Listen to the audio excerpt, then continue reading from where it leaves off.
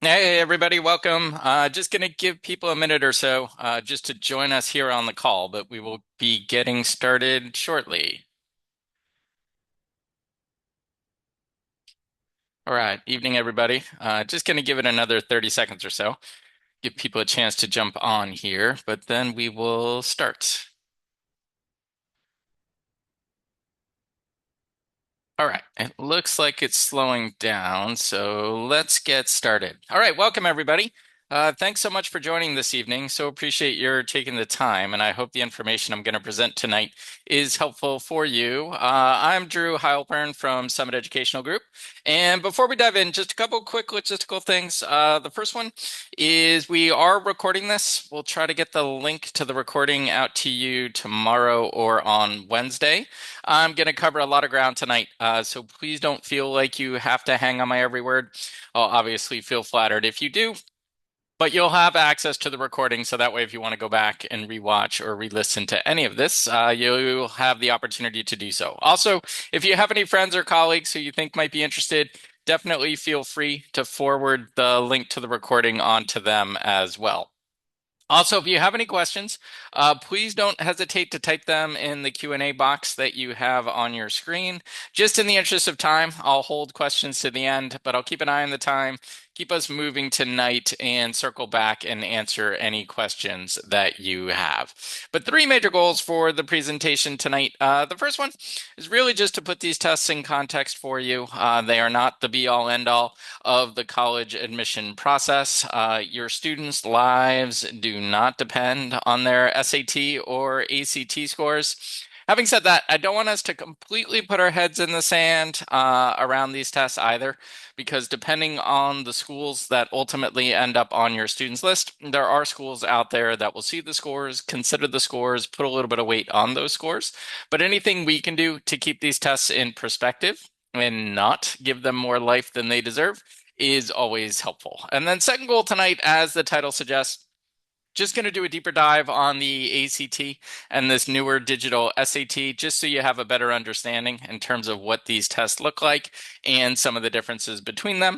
And then third goal tonight, just going to end by talking about a testing plan at a high level. I'll give you some general guidelines, some things to think about as you're thinking about your student standardized testing plan.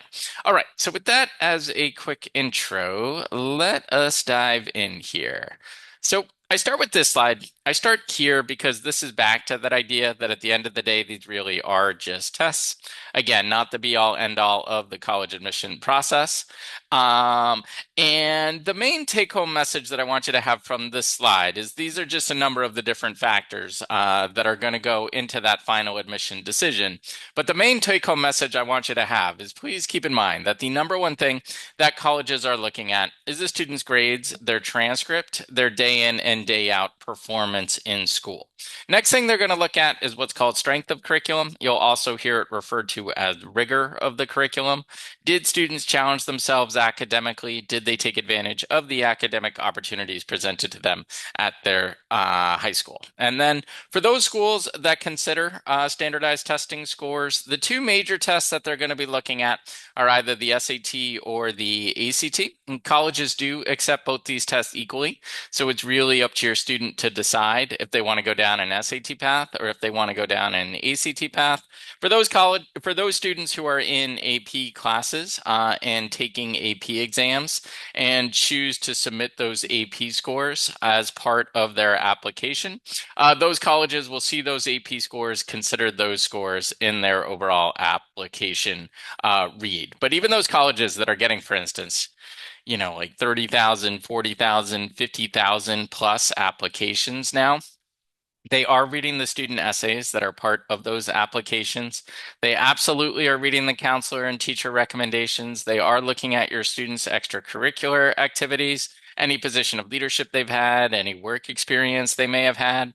And all of these factors are going to go into that final admission decision. And for those of you going through the college process for the first time, the term you'll hear around this process is what's called a holistic review.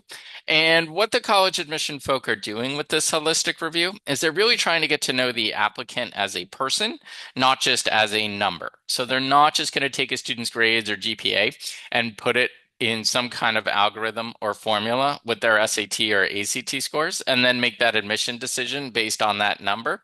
With this holistic review, all of these factors are going to go into that final admission decision. Now, I do just want to take a minute just to talk about the test optional school landscape, just so you have a better understanding in terms of what it looks like and what it means for our students. So I'll start by saying I know that there are some schools that have gone back to requiring standardized testing. And when they made this announcement, they got a lot of publicity for going back to requiring these tests. But please keep in mind that roughly 80 to 85% of colleges and universities in the US have continued their test optional policy. So whether your student's a ninth grader, a 10th grader, or an 11th grader, we can say with a high degree of confidence that they absolutely are going to have test optional schools on their list. So when they apply to a test optional school in the fall of their senior year, kind of as the name implies, what that means is they're in control of their standardized testing scores. So they decide whether to include those scores as part of their application or not. So just in the fall of senior year, they're looking at their SAT or ACT scores. They feel pretty good about those scores. They feel like those scores are reflective of the work they've been doing day in and day out in school. They feel like those scores will be supportive of their application. Even though they are applying to a test optional school, by all means, they'll include those scores as part of their application. Those college admission officers will see those scores, consider those scores in their overall application read. But just if for whatever reason, right? Those scores came back a little bit lower than what that student was hoping for or expecting, just really not in line with what they're capable of academically. They are not obligated to send that score to that test optional school. Those college admission officers are not going to see those scores. Most importantly, those college admission officers are not going to try to guess in terms of what that score may have been. They don't have time for that. So if your student applies to a test optional school without standardized testing scores, what those admission folk are probably going to do, just a little bit of a deeper dive on those grades, on that transcript, on that rigor, just to reassure themselves that that student can handle the rigors of that particular college or university. And again, almost all colleges and universities have continued their test optional policies, but there are some exceptions. So there are some schools that have gone back to requiring standardized tests. And this is not an exhaustive list, but it does give you a feel for the type of schools that have gone back to requiring testing. So, this is where we find the Harvards of the world, the Dartmouths of the world, the Stanfords of the world, for instance. Also, if your student's looking at some of the larger state schools, particularly in the South, like University of Florida, for instance, University of Georgia, University of Texas at Austin, they've all gone back to requiring standardized testing. But knowing there's going to be a number of test optional schools on your student's final college list, I really do encourage students to see these tests almost as a chance to show off a little bit. Knowing that they're going to be in control of their scores to a number of schools on their list, I really want them to see these tests with that kind of everything to gain, nothing to lose mindset. Now, there are some caveats to the test optional landscape just to be aware of. The first one is if you're looking at some of those, or your students looking at some of those more or most selective test optional colleges, and I'm thinking about like the Duke universities of the world here, or the University of Chicago's, for instance, we are seeing the percent of students applying to these types of institutions with standardized testing scores is starting to tick back up. Also, if your student happens to be a recruited athlete, depending on the school, depending on the league, depending on the sport, even possibly depending on the coach, We are still hearing from some coaches from test optional schools that they are asking for standardized testing scores as part of that athletic recruitment process. And the reason for that is I just think those colleges and universities want to ensure that their college coaches are recruiting student athletes that meet a certain academic standard or threshold. And standardized testing scores might be part of that recruitment process. But if your student is a recruited athlete from a test optional school, they can always just check in with the coach. So they can always just ask the coach, hey, am I going to need standardized testing scores as part of this process? The coach will be able to tell them whether they're going to need them or not. And then the coach also should be able to give them an idea of kind of the scoring range of where they're hoping that student's scores will ultimately come in.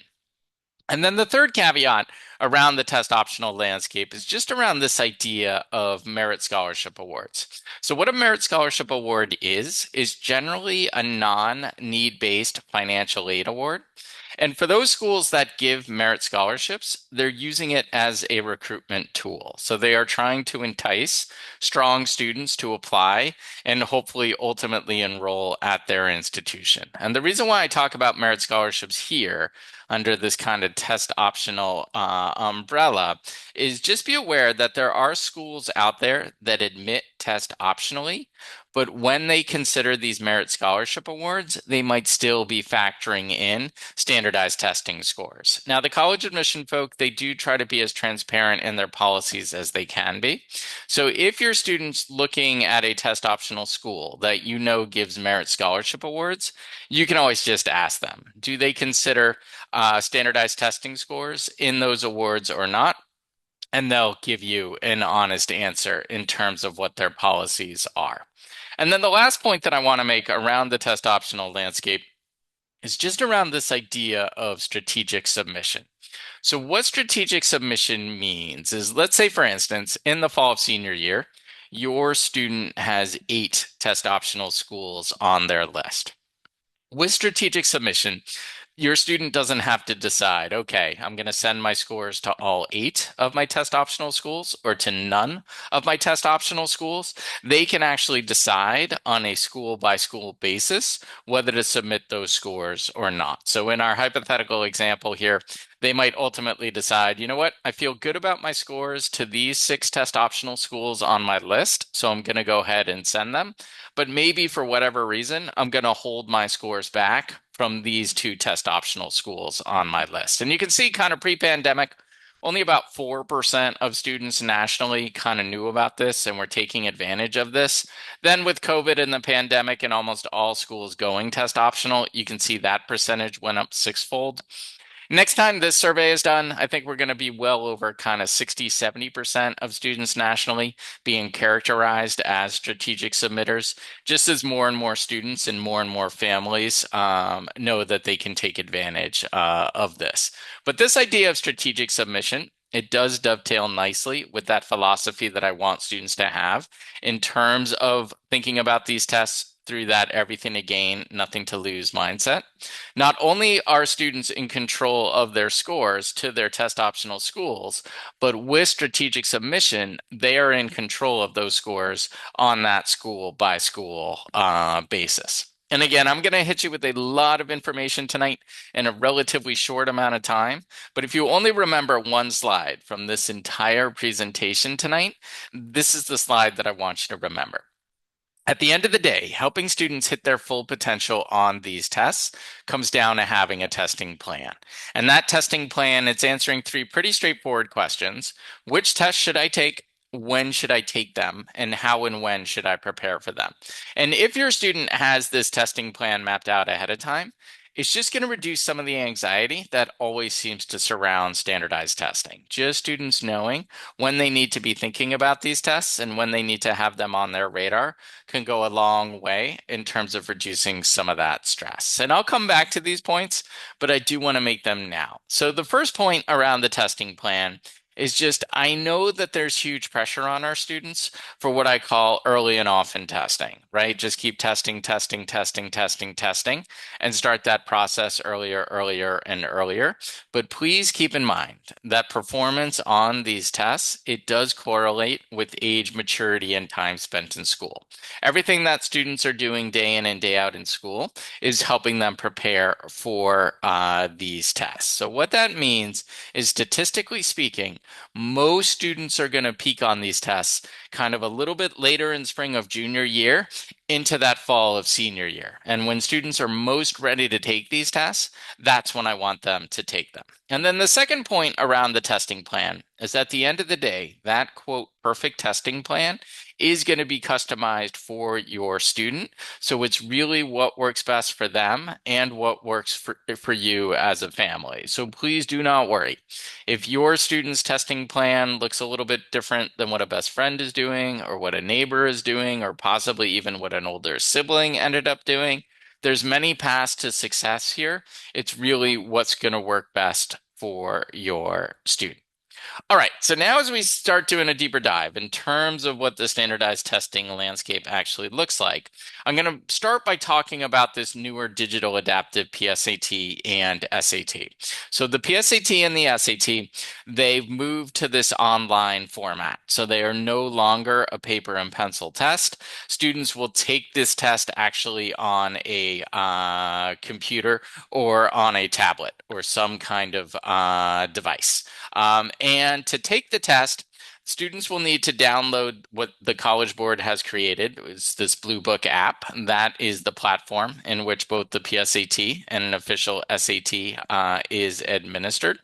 But the other point that I want to mention about the Blue Book app is in addition to taking an official PSAT, or down the road an official SAT, if students sign into the Blue Book app with their College Board account, they also have access to full-length practice tests. So I think the College Board's now up to 8 or 9 full-length SAT practice tests that are available to students, and there's 2 full-length PSAT tests that students also have available to them.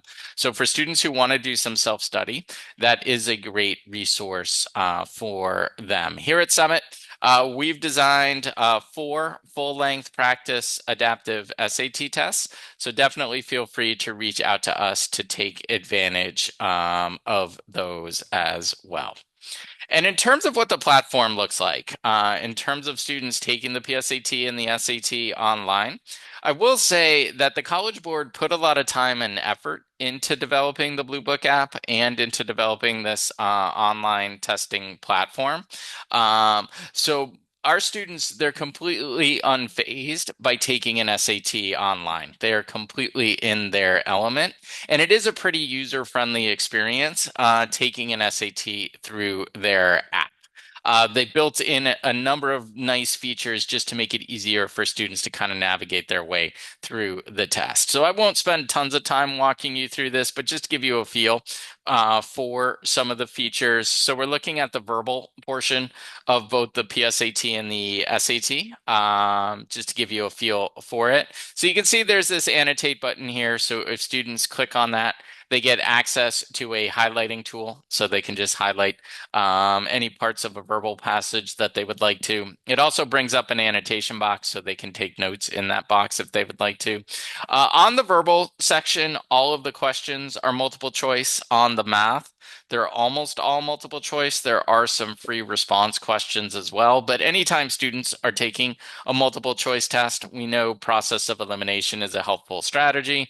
So they've built in this answer eliminator tool here where students can strike out answers that they think are incorrect as they're working their way through a question. If they change their mind, they can unstrike it out. They can unstrike it and bring that question back. The other nice feature that the Blue Book app has is this mark for review button. So let's say a student's 50-50 on a question, and they know if they have time in this section, they want to come back to this question. They can mark it for review. Because then when they come down here where it says question 1 of 27, if they click on this tab, what that's going to bring up is all the questions in that section. So at a glance, students can easily see every question that they've answered, any question that they've skipped, and any question that they've marked for review. So even though it is an online test, it is very easy for students to navigate from question to question.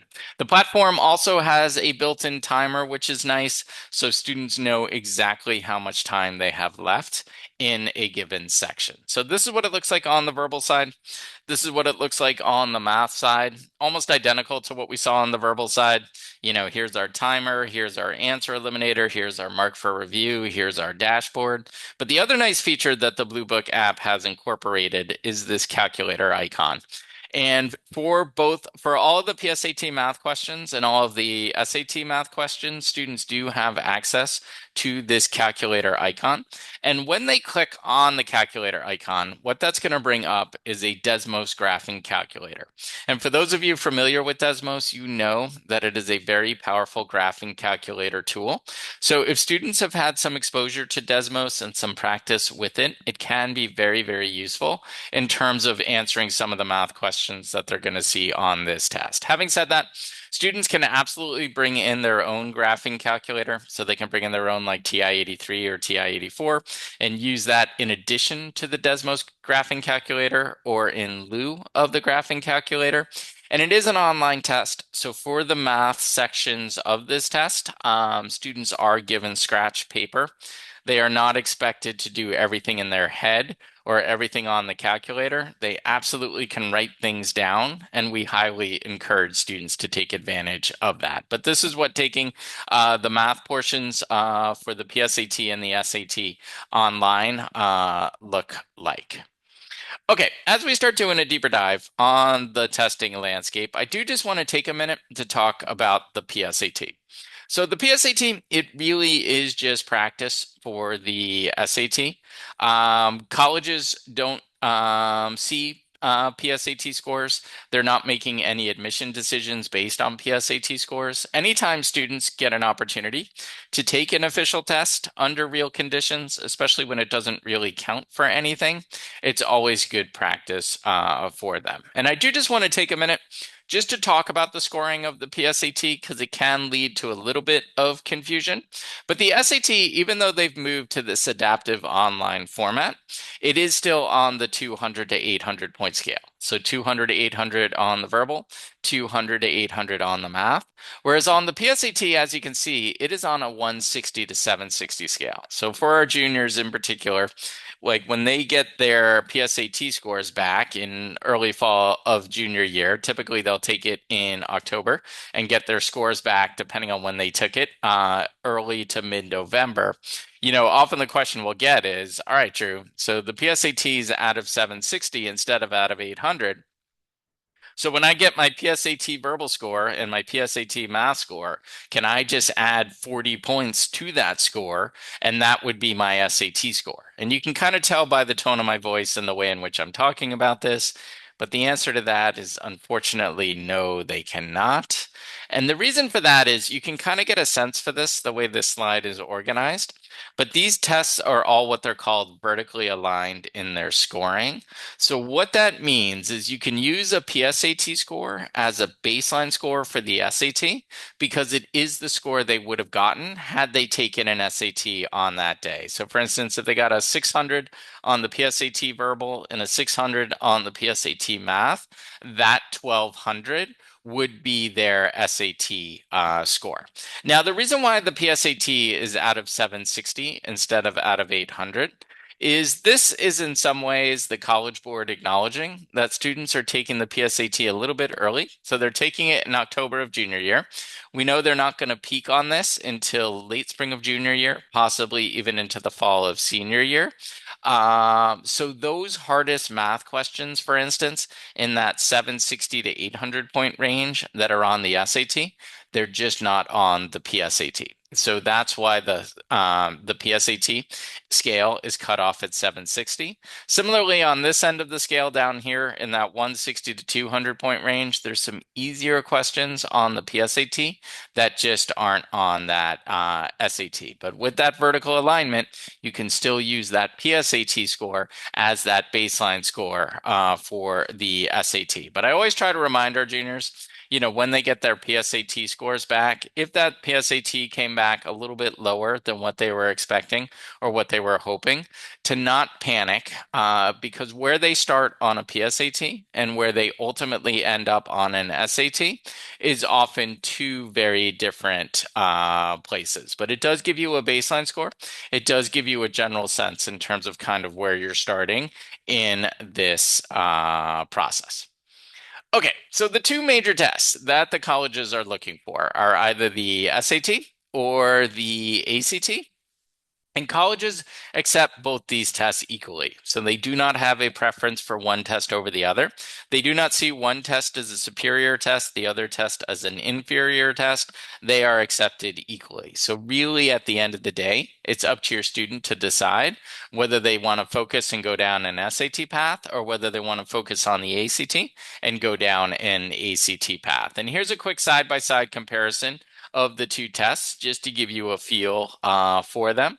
And just looking at this slide, hopefully you can get the sense that there is a lot of overlap in terms of some of the content between these two tests, but very, very different in terms of the philosophies behind them. So the SAT is more of what we call a power test, just harder reading, trickier questions. There's just more misdirection on that SAT, just trying to make things seem harder than they actually are. Whereas the ACT, the reading's a little bit easier. The questions are a little bit more straightforward, but the difficulty of the ACT comes from the pace of it.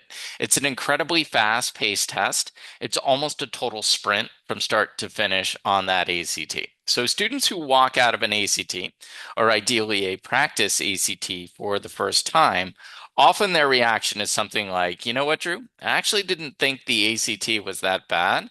I just wish I had another 5 or 10 minutes per section. If I had another 5 or 10 minutes per section, I really feel like I could have crushed it. But that's where the difficulty of the ACT comes from. Most students feel rushed on it. Most students feel like they don't have the time they truly need to hit their full potential on that test. In terms of the scoring of the SAT, we just talked about this, but it's on the 200 to 800 point scale. So 200 to 800 on the verbal, 200 to 800 on math. It's still on that 400 to 1600 point scale. If you're not familiar with the format of the ACT, it takes a little bit of getting used to. It's divided up into a number of different sections. So the English section, that's just the grammar portion of the ACT. Then there's a math section, then there's a reading section, then there's the science section. Don't get thrown off by the word science. It's not like what's the chemical formula of photosynthesis. It's more of a scavenger hunt than anything. Students are given scientific passages. They might not know anything about that particular passage. But the challenge is in that limited amount of time, they have 40 minutes, they have 40 questions. Can they find the information they need in those passages to answer those questions? The reason why the science section is in orange here is one of the recent changes that the ACT made to their test to try to have a slightly shorter test to compete with that digital adaptive 2 hour and 14-minute test for the SAT, is they've made the science section now optional. Having said that, there's a small number of colleges that still require the science. So as a hedge, we are still recommending that if students go down the ACT path, that they register for the ACT with that optional science at least once. That way they have a science score if they need it. It's more of a hedge recommendation than anything on our part. Just, I'd rather have students take the ACT with science and ultimately potentially not use or need that science score than not take it with the science. And then maybe in the fall of senior year, they add a college or they add a program that's looking for that science score. And now maybe they're scrambling in fall of senior year to take the ACT one more time just for the sake of getting that science score. You can see on the ACT at the very end, it also has this optional writing. This section is truly optional. In fact, our advice is if you go down the ACT path to not register for the ACT with the optional writing. Colleges aren't looking for that writing score. They're really not doing anything with that writing score. So our general advice to students is if you take the ACT, just take it without the writing. You're not going to need that writing score. In terms of the scoring of the ACT, again, if you're not familiar with it, it takes a little bit of getting used to, but it's on a 1 through 36 scale. So what colleges will see is the individual section scores, but then they'll also see an overall composite score. Now, with the science being optional, that overall composite score is just the average of the English, math, and reading sections. If your student takes the ACT with science, that science score is just going to be a standalone score that colleges can see if they're interested in it, but it is not going to be factored into that overall composite score. All right, so I've talked about or mentioned a couple times how both the PSAT and the SAT now have this adaptive scoring structure. So I do just want to take a minute just to walk you through the scoring of it, just so you have a better understanding of how this adaptive scoring works. So at the 30,000 foot view, when I talk about an adaptive test, what I mean by that is how students perform on an earlier part of the test predicts their overall scoring range, and then the questions that they see later in the test are going to be used to refine or hone in on what that student's actual score is. So before I walk you through this, let me just go back to this slide here just to orient us. So on the SAT, and the PSAT has the identical structure to this, but on the verbal, it's divided up into two what I'm going to call modules. So module 1 on the reading and writing, then module 2 on the reading and writing, and then same thing on the math. So it's module 1 on the math, and then module 2 on the math. And what students are going to see in that first module, and this is true of both the reading and writing and that math first module, is think of this as being like a heat map of level of difficulty of questions, but they're going to get some easy questions. They're going to get some middle level questions, some hard questions, some of the hardest questions on this test. And then depending on how well students did in that first module, the test is going to send them to one of two second modules. So let's say a student did quote well on the first module. And we think by doing well, it's answering about 60 to 65% of the questions correctly. So students don't need to be perfect on that, but if they answered 60 to 65% of the questions or more correctly, when they've completed the first module, the test knows that that's how they've done. And based on that performance, what the test has figured out is that this student is somewhere in the 450 to 800 point range. But the test doesn't know where in that range that student is. Is this a 450, a 550, a 650, a 750, or even an 800 level student? So to figure that out in this quote harder second module, kind of as the name implies, what students are going to get is they're going to get hard questions, harder questions, some of the hardest questions on this test to figure out exactly where in that range that student is. Let's say a student struggled with that first module a little bit. Let's say they answered about 50% of the questions correctly. Again, once they've finished that first module, the test knows that that's how they've done.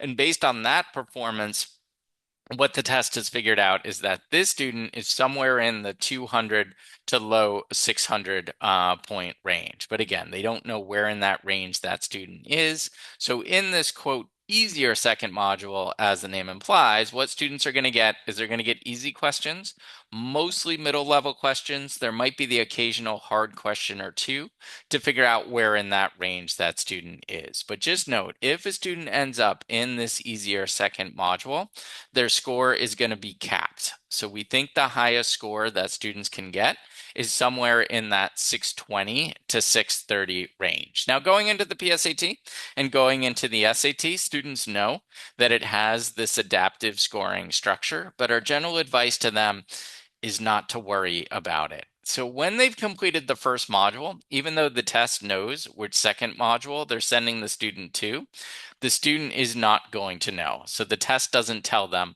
whether they went to the harder module or the easier module. And I just don't want students wasting any mental energy trying to guess which second module they are in. I'd much rather have them kind of stay in the moment, focus on the questions that are in front of them, try to answer as many of those correctly as they can, because that's how they're actually going to maximize their score. Also, on the PSAT score report that you get back, on the SAT score report, on the official SAT score report that you send on to colleges, if you choose to do so, it's also not going to say whether students were in the harder module or the easier second module, because as you can see, there is some overlap in scoring here between the two modules in that 450 to low 600 point range. So let's say a student got a 550 on their SAT math. They could have gotten a 550 by going to the harder module. They could have gotten a 550 by going to the easier module. It does not matter. A 550 is a 550, regardless of which second module that student went to. But this is how the SAT, because of this adaptive scoring structure, was able to shorten their test. So they went from a 3-hour paper and pencil test to a now 2-hour and 14-minute test, but still keep it on that same 200 to 800 scale and still have a valid test. I will say the ACT, still very much a paper and pencil test. Talking to the ACT folk, they have no desire to moving their tests to an adaptive format. So just another important difference between these two tests. Okay, so what we're going to do now is I'm just going to walk you through some sample questions from the SAT and from the ACT, just to give you a better feel in terms of how that power of the SAT differs from that speed of the ACT. Do not worry, we're not actually going to work our way through these questions. I'm not going to suddenly unmute any of you or call on any of you to answer these. These are really just for illustrative purposes only. But the other major change that the SAT made when it went to this digital adaptive format is on the verbal, it sort of redefined what a passage is. So passages are no longer like these long essays that students need to fight their way through. They're much shorter now, generally a paragraph or two, and then one question per passage. But just because the passages got shorter, it doesn't mean that the reading got easier. It's still a power test, still requires a close reading, analytical reading, almost a line by line reading of this passage in order to be able to answer this question. So this is an example of a writing question or a grammar question from the digital SAT. On the ACT, the grammar is tested through the first section, that ACT English section. So just much longer passages on the ACT. And what the assignment here is as students are working their way through these longer passages, they have to correct the grammatical errors as they come across them. But the ACT reading, just a little bit easier, a little bit more straightforward. It's more of a pure editing assignment. Just doesn't, it's more written in the voice of what a typical high school student might write. It just doesn't require that kind of deep, close reading that ACT grammar or that SAT grammar question is going to require. And on the verbal part of the SAT, in addition to having writing or grammar questions, there's also reading comprehension questions. Here's an example of one here. Again, even though the passage is shorter, doesn't mean it's easier. Here's an excerpt from a 19th century British novel that students need to fight their way through. This is what the ACT reading section looks like. Passages are much, much longer, but again, the difficulty comes from the pace of it. And just to give you a feel for this passage, the actual passage is about a third of what you're seeing on the slide of what the actual passage is. It wouldn't fit on the slide, so I needed to truncate it. But for the ACT reading, there's 4 long passages. There's 9 questions per passage, so 36 questions in total. And students only have 40 minutes to get through this entire section. Again, gives you a sense in terms of how fast-paced it is. But because of the fast-paced nature of it, more questions along these lines. The passage points to this. In that limited amount of time, can students show that they read and understood the passage, understood that central argument that author was trying to make? It just doesn't require that deep, close analytical reading that SAT passage is going to require. Which then brings us to everyone's favorite topic on these tests, the math. And I choose these two examples. They're both about slope of the line because I think they do a nice job of highlighting that difference between that power of the SAT with that speed of the ACT. And the SAT slope of the line question, you can see it on your screen. I won't read it to you. But when you read it, just most students kind of have the same reaction that we all have when they encounter an SAT question like this, which is generally like, Drew, like what on earth? Like, I have no idea what this question is actually asking me, let alone trying to figure out how to actually solve it. Now, the SAT, they could have asked this in a much more straightforward way. They could have just simply said the graph of the linear function f has intercepts at negative 2, 0, 0, 2 in the xy plane. What is the slope of that line? And had they worded it that way, most students would read that and be like, oh, it's asking me to find the slope of the line between 2 points. I totally know how to do that. But this is where the misdirection comes in.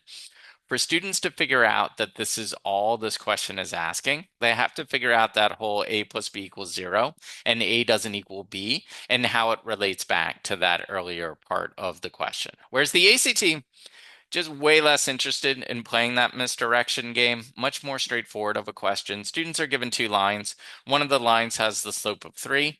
What's the slope of that perpendicular line? Now, you either remember that perpendicular lines have negative reciprocal slopes, or you don't. If you do remember it, you know it's C, negative 1/3. If you don't remember that, you're kind of just choosing your favorite ACT letter here and moving on to that next question. There's no getting inside the test taker's head. There's no trying to figure out what this question is actually asking you. You either know it or you don't. Again, that difference between the speed of the ACT with that power on the SAT. Which then brings us to the optional ACT science section. Again, our general advice at this point, if students go down the ACT path, is to take the science section at least once. That way they have a science score if they need it. And I will say, the ACT Science, it is designed to overwhelm students a little bit. Most students who encounter it for the first time, usually their reaction is like, Drew, there's just no way. There's no way in 40 minutes I'm going to be able to answer 40 science-related questions that refers back to figures and graphs that look something like this. It's not actually as bad as it seems. Like, I literally have no idea what a lithosphere is or what an asthenosphere is. I don't actually need to know any of that in order to be able to answer this question. And this is what I mean when I say the science section is more of a scavenger hunt than anything. So according to figure one, the temperature of the outer core is approximately between. So really what it's asking me to do is, can I find the outer core? And I know the outer core is there between those two dashed lines. And then I know how to read a graph. So I know I'm on the y-axis there. I know I'm between these 2 points here. So I know that answer choice is C. 4,800 and 6,300. I have no idea what I have found. I have no idea what that answer actually means, but I know that that's the answer. And this is where students can struggle with the ACT. Because it's such a fast-paced test, it has the tendency of turning on everyone's voice of self-doubt. And that voice of self-doubt goes something like this, which is, Drew, you did that awfully quickly. Are you absolutely sure that answer choice is C? Now, if I give into that voice, I'm going to double check this or triple check this or even quadruple check this. And on the ACT, students just don't have time for that. So in addition to giving them strategies and approaches, it's also about building up a student's confidence so that they can see a question like this and without any hesitation or doubt, circle answer choice C and then move on to that next question.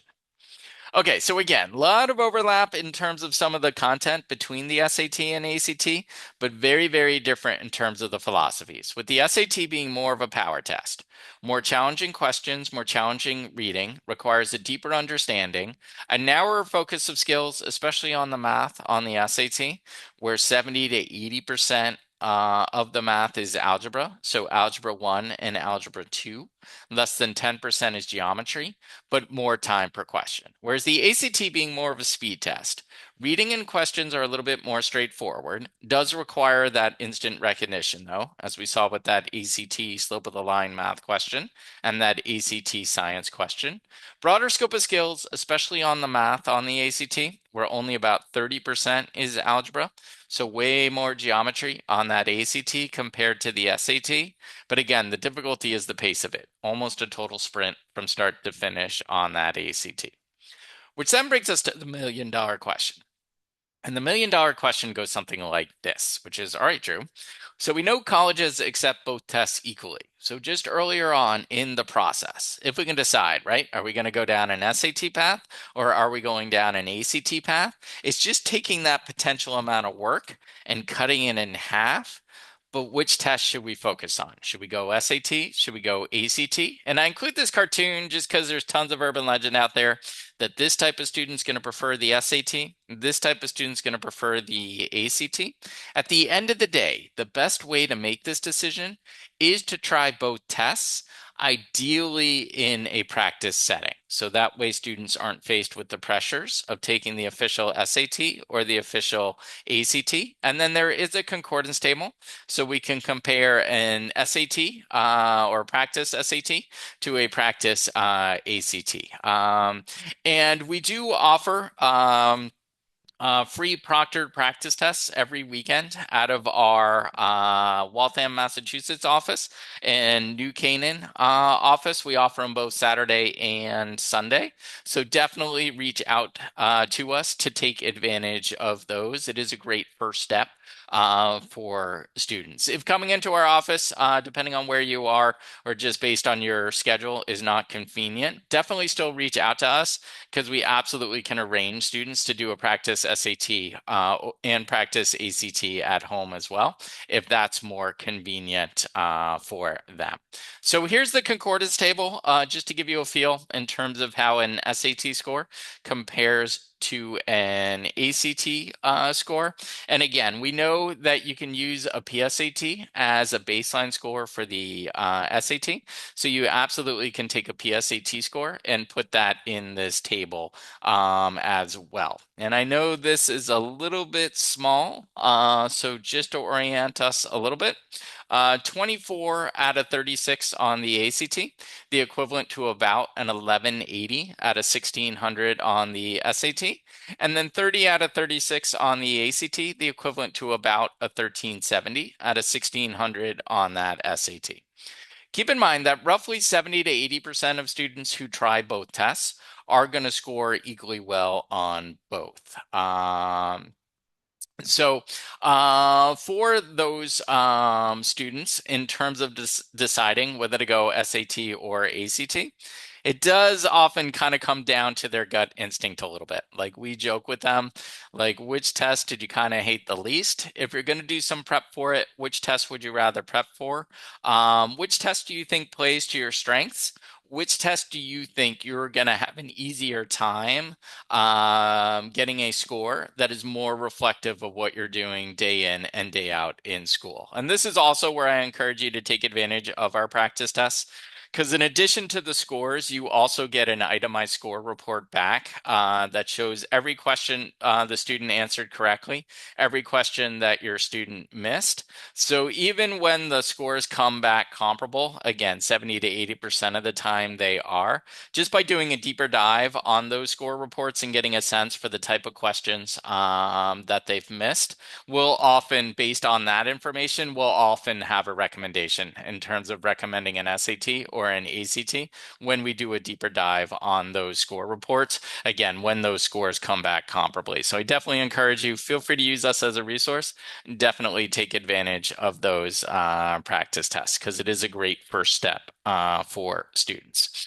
Okay, that next part of the testing plan, just when should students take these tests? So here's when the tests are now offered. As you can see, with the exception of January, they are offered every single month. A couple years ago, ACT added a testing date in July, SAT added a testing date in August. So like, hooray, your students can test over the summer now, even if they would like to. But we cannot stress this enough. Please do not have this be your student standardized testing plan. Like no one wants students to take these things like 5, 6, 7, 8 times. It's just too much. They have better things to do with their time. Um, Most students aren't one and done just because the first time they take it, they're always a little bit nervous. but most students are going to peak on these after taking it twice, maybe a third time in that early fall of senior year. Because please keep in mind that, the scores do not just keep going up and up and up every time a student takes a test. At a certain point, we're going to see the scores start to plateau. At a later point, we can actually see those test scores start to drop because burnout on these tests is real. But again, most students are going to peak after taking it twice, maybe a third time in that early fall of senior year. So we don't want to do this. We want to do something a little bit more sane and sensible. So if you end up going down the SAT path, it might look something like this. Please keep in mind that these are just sample testing plans. Your students' testing plan is going to be customized for them. So please don't worry if it looks a little bit different than what I'm showing tonight. But for our sophomores who are on the call, our general advice is if you want to get a jump on this, try a practice SAT and ACT over the summer. Doesn't mean we're starting prep over the summer. Depending on the student, it might be a little bit early for them, but we can start mapping out a plan, right? Are we going down an SAT or an ACT path? Generally recommend that students do the PSAT in October in the fall of junior year. Again, anytime students get an opportunity to take an official test under real conditions, it's always good practice for them. But this student tried both the practice SAT and ACT, scored equally well on both, as many students do, but had a slight preference for the SAT. So we went down the SAT path. First attempt in March of junior year, second attempt in June. She was taking AP classes and AP exams in May, so just wanted to build that into her timeline. And then early fall of senior year for her third and final attempt as needed. If you end up going down the ACT path, it might look something like this. First attempt in April of junior year, second attempt in June.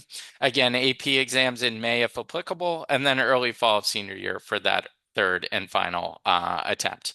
Now, for recruited athletes, or strong students who are comfortable with standardized tests, we might push the timeline up a little bit. But generally speaking, when we push the timeline up, I'm usually targeting November or December of junior year for their first attempt. I just want them to get into junior year a little bit, take advantage of all that schooling that they're doing before they take their first official test. But again, these are just sample testing plans just to give you a feel in terms of how we go from something like this to a little bit something more sane and sensible, something along these lines on the SAT path, something along these lines on the ACT path. All right, in the last minute or two that I have here, I do just want to talk about superscoring, just so you're familiar with this term. So almost all colleges superscore the SAT.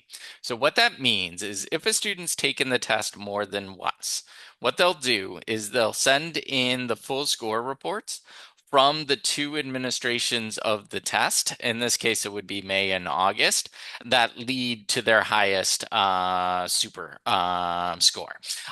Because what those schools that super score are going to do is they're going to cherry pick the highest subsection scores from those two administrations and build what I call Frankenstein score. So even though the student did not get a 1290 in a single sitting on their SAT, for those colleges that superscore the SAT, and again, almost all do, that 1290 is going to be that student's SAT score. Okay, a couple of reasons why colleges are superscoring. The first one is you got to keep in mind that college admission officers, they do read applications supportively, and superscoring is one way in which they can look at the standardized testing piece in that most supportive light.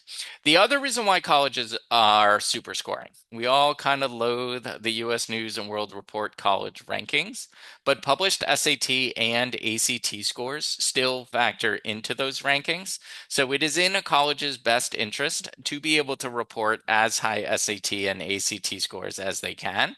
And superscoring is one way in which they can do that. And let me just reassure you, for those colleges that are superscoring, they are in fact superscoring. They're not playing gotcha here.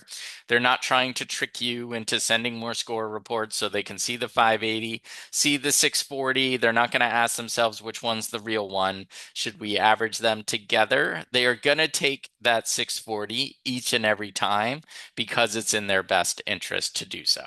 In colleges, also superscore the ACT. It works the exact same way.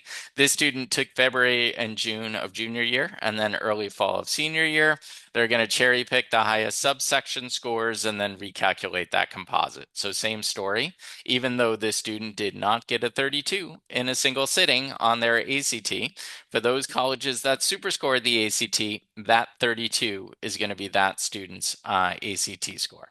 And again, with the science being optional, the science score is no longer factored in to the composite score or the overall super score. It is just going to be a standalone score that colleges can see if they're interested in that science score.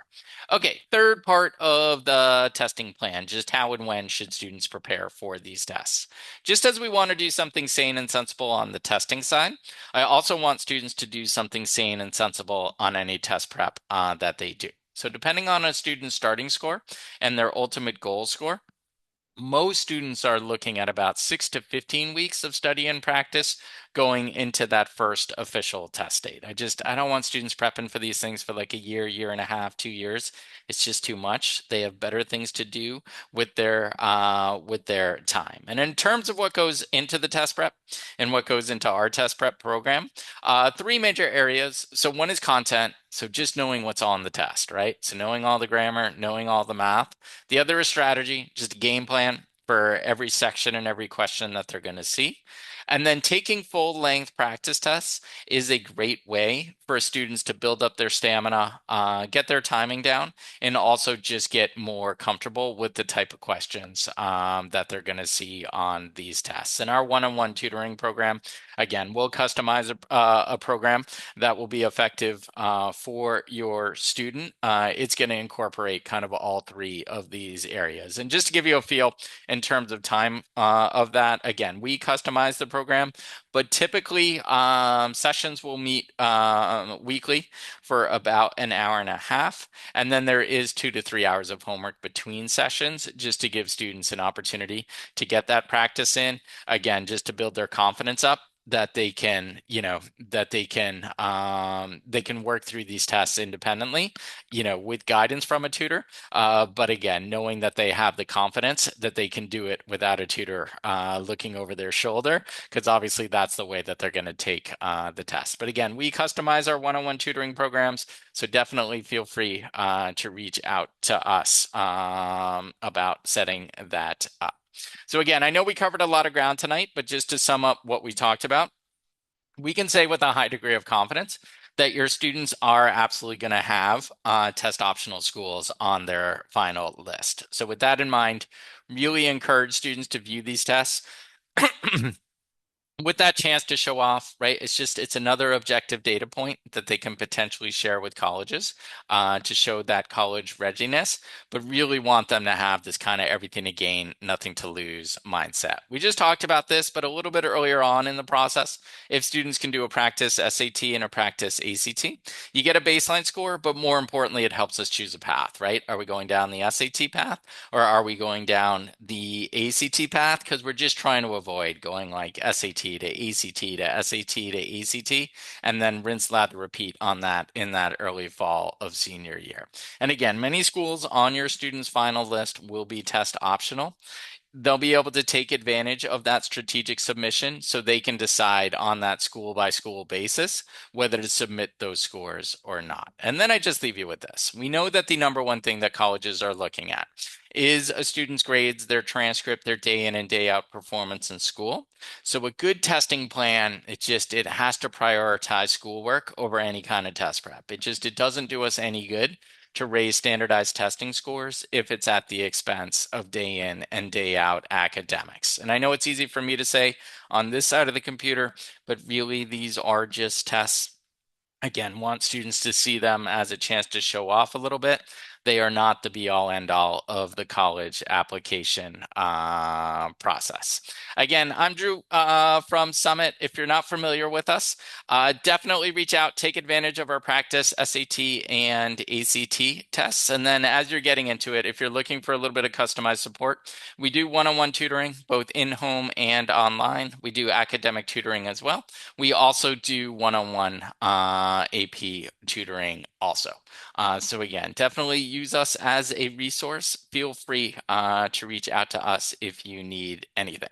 All right, so my goal was 8 o'clock. It is 7:59. We'll call that a win. We do have some time for questions, so just let me bring those up. But as I'm bringing those up, I'm just going to launch one quick poll for you here. So obviously you can reach out to us at any times, but if you would like one of our program directors to reach out to you directly, definitely feel free to fill out the poll, and I'll make sure that our program directors reach out. So I will just leave that up as we take questions here, just to give you some time to fill that out if you are interested. All right, let's see.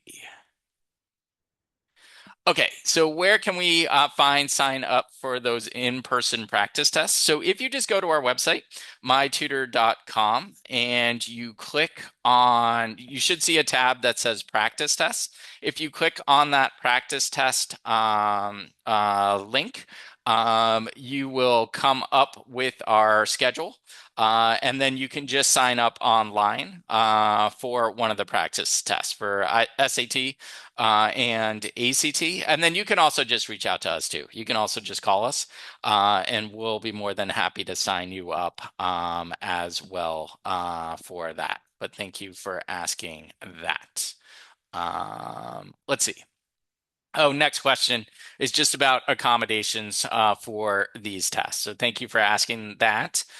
So yes, if your student's on a 504 or an IEP or an ed plan at their school and are using accommodations in school, they are eligible to get those accommodations on these tests. There is a formal process that you need to go through to get those accommodations. You'll work closely with your school or your guidance counselor. Usually there's a point person at the school that helps families in terms of filling out the formal paperwork that's needed.